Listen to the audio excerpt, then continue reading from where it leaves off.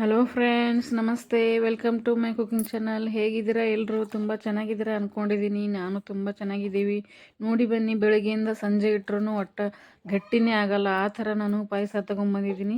ಹೇಗೆ ಮಾಡೋದಂತ ನೋಡೋಣ ಬನ್ನಿ. ಅದಕ್ಕೂ ಮೊದಲು ಯಾರೆಲ್ಲ ಸಬ್ಸ್ಕ್ರೈಬ್ ಆಗಿಲ್ಲ, ಪ್ಲೀಸ್ ಸಬ್ಸ್ಕ್ರೈಬ್ ಮಾಡ್ಕೊಂಡು ನೋಡಿ, ಮತ್ತು ಸ್ಕಿಪ್ ಮಾಡದೆ ನೋಡಿ, ಮತ್ತು ಶೇರ್ ಮಾಡಿ ಫ್ಯಾಮಿಲಿ ಫ್ರೆಂಡ್ಸ್ಗೆ. ಸಾಮಗ್ರಿ ನೋಡೋಣ ಬನ್ನಿ. ನೋಡಿ, ಇಲ್ಲಿ ನಾನು 1 ಕಪ್ ಶಾವಿಗೆ ತೊಗೊಂಡಿದ್ದೀನಿ. ಇದು ಶಾವಿಗೆ, ಮನೆ ಮಾಡಿರೋ ಶಾವಿಗೆ, ಹೊರಗಡೆ ಅಂಗಡಿದಲ್ಲ ಇದು. ಈ ಕಪ್ಪಿಂದ ನಾವು ಹಾಲು, ನೀರು, ಸಕ್ಕರೆ ಎಲ್ಲ ಹಾಕೋಬೇಕು. ಒಂದೇ ಕಪ್ಪಿಂದ ಇದು ಅಳತೆ ತೊಗೋಬೇಕು ಫ್ರೆಂಡ್ಸ್. ನೋಡಿ, ಈ ಕಪ್ಪಿಂದ ನಾನು 1 ಕಪ್ ಶಾವಿಗೆ ತೊಗೊಂಡ್ರೆ ಅದರಿಂದ ಗಟ್ಟಿ ಹಾಲು ತೊಗೊಂಡಿದ್ದೀನಿ 4 ಕಪ್ಪು. ಅಂದರೆ ಅದಕ್ಕೆ ನೀರು ಮಿಕ್ಸ್ ಮಾಡಬಾರ್ದು. ಗಟ್ಟಿ ಹಾಲು 4, ಮತ್ತು ಅದೇ ಕಪ್ಪಿಂದ 2 ಕಪ್ಪಷ್ಟು ನೀರು ಶಾವಿಗೆ ಬೇಯಿಸೋಕ್ಕೆ. ಶಾವಿಗೆ ಎಷ್ಟು ತೊಗೊಂಡಿರ್ತೀವೋ ಅದರದಷ್ಟು 2ರಷ್ಟು ನೀರು, ಅದೇ ಕಪ್ಪಿಂದ 2ರಷ್ಟು ನೀರು, 4 ಕಪ್ಪು ಹಾಲು. 1 ಕಪ್ ಶಾವಿಗೆಗೆ 2 ಕಪ್ ನೀರು, 4 ಕಪ್ ಹಾಲು, ಮತ್ತು ರುಚಿಗೆ ತಕ್ಕಷ್ಟು ಸಕ್ಕರೆ. ನಾನು 1 ಕಪ್ ಹಾಕ್ತಾಯಿದ್ದೀನಿ. ನಿಮ್ಗೆ ಜಾಸ್ತಿ ಅನಿಸಿದ್ರೆ ಸ್ವಲ್ಪ ಕಮ್ಮಿ ಮಾಡ್ಕೋಬೋದು. ಮತ್ತು ನಾನು ತುಪ್ಪ ತೊಗೊಂಡಿದ್ದೀನಿ. ಮತ್ತು ಈ ಕಡೆ ಡ್ರೈ ಫ್ರೂಟ್ಸ್ ನೀವು ಯಾವುದು ಬೇಕಾದ್ರೂ ಹಾಕೋಬೋದು. ನಾನು ಇವು ಅಷ್ಟೇ ತೊಗೊಂಡಿದ್ದೀನಿ: ಬಾದಾಮ್, ಕಾಜು, ದ್ರಾಕ್ಷಿ, ಮತ್ತು ಚಿಟಿಕೆ ಉಪ್ಪು ತೊಗೊಂಡಿದ್ದೀನಿ, ಮತ್ತು ಏಲಕ್ಕಿ ಪೌಡರು ಜಜ್ಜಿಬಿಟ್ಟು ಇಟ್ಕೊಂಡಿದ್ದೀನಿ. ಉಪ್ಪಿನಿಂದ ಯಾವ ಭೀ ಸಿಹಿ ಪದಾರ್ಥ ಉಪ್ಪು ಹಾಕಬೇಕು. ಇಲ್ಲಿ ನೋಡಿ, ನಾನು 1 ಗಂಟೆಗೆ ಮುಂಚೆ ಬಿಸಿ ಹಾಲಲ್ಲಿ ಕೇಸರ್ ಅಂತಾರಲ್ಲ, ಸ್ಯಾಫ್ರಾನು ನೆನೆಕಿಟ್ಟಿದ್ದೆ, ಒಂದು 4 ಎಳೆಯಷ್ಟು. ನೋಡಿ, ಈ ಕಪ್ಪಿಂದ ಇನ್ನೊಮ್ಮೆ ಹೇಳ್ತಾ ಇದ್ದೀನಿ, ಇದೇ ರೇಷಿಯೋಯಿಂದ ಮಾಡಿ. ನಾವು ಬೆಳಿಗ್ಗೆ ಇಟ್ಟರು ಸಂಜೆವರೆಗೂ ನೀವು ಗಟ್ಟಿಯಾಗಲ್ಲ ಪಾಯಸ. ಈ ರೇಷಿಯೋಯಿಂದ ಮಾಡಬೇಕು, ಇದೇ ಕಪ್ ಮೆಜರ್ಮೆಂಟಿಂದ. ಅಂದರೆ ಯಾವುದಾದ್ರು ಒಂದು ಅಳತೆ ತೊಗೊಂಡು ಮಾಡಬೇಕು ನೀವು, ಅಂದ್ರೇ ಕರೆಕ್ಟ್ ಬರುತ್ತೆ, ಮತ್ತು ಗಟ್ಟಿಯಾಗಲ್ಲ, ಟೇಸ್ಟಿಯಾಗಿರುತ್ತೆ.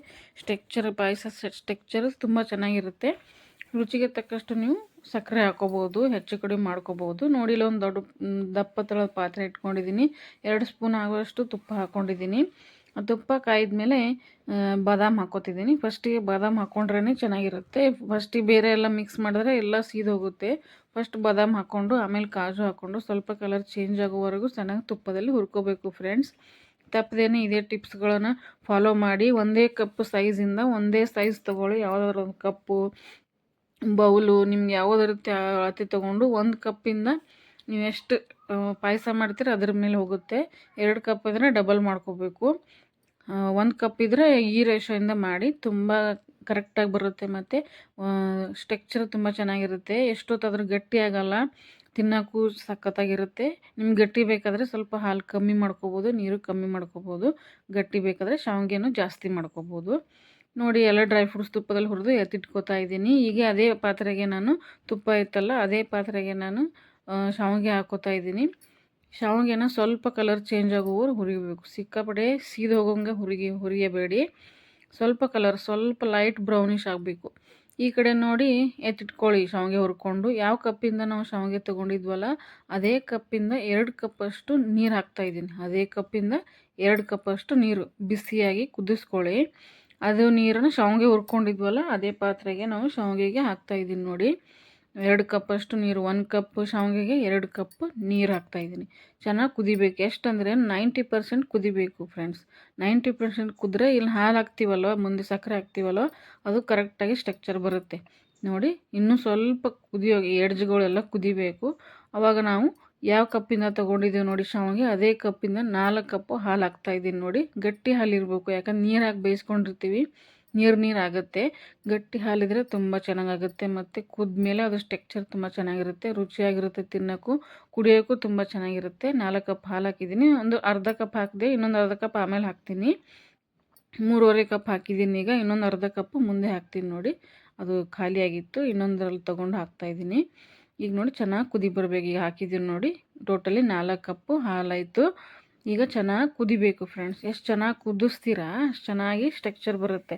ಈಗ ನೋಡಿ, ನಾನು ಹಾಲಲ್ಲಿ ನೆನೆಯಕ್ಕೆ ಹಾಕಿದ್ದೆಲ್ಲ ಸೇಫ್ರಾನು, ಕೇಸರು, ಅದು ನೋಡಿ ಲೈಟಾಗಿ ಎಷ್ಟು ಥರ ಕಲರ್ ಬಂದಿದೆ, ಸಖತ್ತಾಗಿರುತ್ತೆ. ಅದು ಟೇಸ್ಟ್ ಆರೋಗ್ಯಕ್ಕೂ ಒಳ್ಳೆಯದು. ಹೆಣ್ಮಕ್ಳಿಗೆ ಬೋನ್ಸ್ ಪ್ರಾಬ್ಲಮ್ ಇರುತ್ತೆ ನೋಡಿ, ಬೆನ್ನೋವು, ಅವರಿಗಂತೂ ಸ್ಯಾಫ್ರಾನ್ ತುಂಬ ಒಳ್ಳೆಯದು.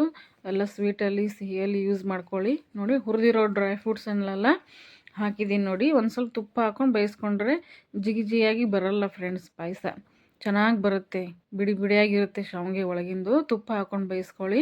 1 ಕಪ್ ಸಕ್ಕರೆ ಹಾಕ್ತಾಯಿದ್ದೀನಿ. ನೋಡಿ, ನಿಮ್ಮ ರುಚಿಗೆ ತಕ್ಕಷ್ಟು ಹಾಕೋಬೋದು. ನೋಡಿ, ಡ್ರೈ ಫ್ರೂಟ್ಸ್ ಹಾಕಿ, ಸ್ವಲ್ಪ ತುಪ್ಪ ಹಾಕಿ, ಸಕ್ಕರೆ ಹಾಕಿ ಚೆನ್ನಾಗಿ ಬೇಯಿಸ್ಕೊಳ್ಳಿ ಫ್ರೆಂಡ್ಸ್. ಎಷ್ಟು ಚೆನ್ನಾಗಿ ಕುದಿಯುತ್ತೆ ಅಷ್ಟು ಟೆಕ್ಸ್ಚರ್ ಬರುತ್ತೆ ನೋಡಿ. ಸಖತ್ತಾಗಿ ಬಂದಿದೆ ಅಲ್ವಾ? ತುಂಬ ಟೇಸ್ಟಿಯಾಗಿರುತ್ತೆ ಫ್ರೆಂಡ್ಸ್. ಈ ಥರ ಮಾಡಿ ಕಮೆಂಟಲ್ಲಿ ತಿಳಿಸಿ ಹೇಗೆ ಬಂತು ಅಂತ. ಒಂದು ಚಿಟಿಕೆ ಉಪ್ಪು ಹಾಕೋದಂತೂ ಮರಿಬೇಡಿ ಫ್ರೆಂಡ್ಸ್. ಅದರದ್ದು ಟೇಸ್ಟೇ ನೀವು ಚೇಂಜ್ ಆಗುತ್ತೆ, ಅಷ್ಟು ಸಖತ್ತಾಗಿರುತ್ತೆ ಟೇಸ್ಟು. ಯಾವುದೇ ಸಿಹಿ ಮಾಡಲಿ ಒಂದು ಚಿಟಿಕೆ ಉಪ್ಪು ಹಾಕಬೇಕು. ಏಲಕ್ಕಿ ಪೌಡರು ಉಪ್ಪು ಹಾಕಿ ಬೇಯಿಸ್ಕೊಂಡಿದ್ದೀನಿ ನೋಡಿ. ಏನೂ ಆಗೋದಿಲ್ಲ, ಜಾಸ್ತಿ ಹಾಕೋಬೇಡಿ, ಒಂದು ಚಿಟಿಕೆ ಹಾಕಬೇಕು ನೋಡಿ. ಆಯಿತು ನೋಡಿ ಪಾಯಸ. ಎಷ್ಟು ಈಸಿ ಅಲ್ವಾ? ಬೇಗ ಮಾಡ್ಕೋಬೋದಲ್ವ? ಮತ್ತು ರುಚಿಯಾಗೂ ಅಷ್ಟೇ ಇರುತ್ತೆ. ಈ ಥರ ಮಾಡಿ ಫ್ರೆಂಡ್ಸ್. ಇದೇ ಟೆಕ್ಸ್ಚರ್ ಬರುತ್ತೆ. ಇದೇ ರೇಷಿಯೋಯಿಂದ ಮಾಡಿ. 1 ಕಪ್ಪಿಗೆ 4 ಕಪ್ ಹಾಲು ಹಾಕಿ 2 ಕಪ್ ನೀರಲ್ಲಿ ಬೇಯಿಸ್ಬಿಟ್ಟು ಮಾಡಿ. ತುಂಬ ಚೆನ್ನಾಗಿರುತ್ತೆ. ಹೇಗೆ ಬಂತು ಅಂತ ಕಮೆಂಟಲ್ಲಿ ತಿಳಿಸಿ. ನಿಮ್ಮ ಫ್ಯಾಮಿಲಿ ಫ್ರೆಂಡ್ಸಿಗೆಲ್ಲ ಶೇರ್ ಮಾಡಿ ಫ್ರೆಂಡ್ಸ್. ಹೇಗೆ ಬಂತು ಅಂತ ಕಮೆಂಟಲ್ಲಿ ತಿಳಿಸಿ. ಮನೆ ಮಂದಿಗೆಲ್ಲ ಇಷ್ಟವಾಗುವಂಥ ಪಾಯಸ. ಯಾವುದೋ ಹಬ್ಬ ಹರಿದಿನ ಹುಣ್ಣಿಮೆ ಅಮಾವಾಸ್ಯೆ ಎಲ್ಲಕ್ಕೂ ಈಸಿಯಾಗಿ ಮಾಡ್ಕೋಬೋದು. ಈಗಂತೂ ಹಬ್ಬಗಳಂತೂ ಒಂದರಾದ್ಮೇಲೆ ಒಂದು ಬರ್ತಾನೆ ಇರುತ್ತೆ. ಯಾವುದಾದ್ರೂ ಒಂದು ಹಬ್ಬಕ್ಕೆ ಮಾಡಿ ಕಮೆಂಟಲ್ಲಿ ತಿಳಿಸಿ ಫ್ರೆಂಡ್ಸ್. ಎಂಜಾಯ್ ಮಾಡಿ friends. Thank you for watching.